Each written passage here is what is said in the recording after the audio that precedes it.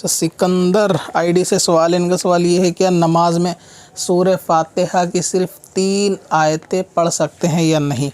تو نماز میں اگر شروع کی 2 رکعتیں ہیں یعنی اول 2، تو اس کے اندر تو سورہ فاتحہ کی تمام صورتوں کا پڑھنا واجب ہے. اسی طرح سنت کے اندر بھی تمام رکعتوں کے اندر سورہ فاتحہ کا پڑھنا واجب ہے.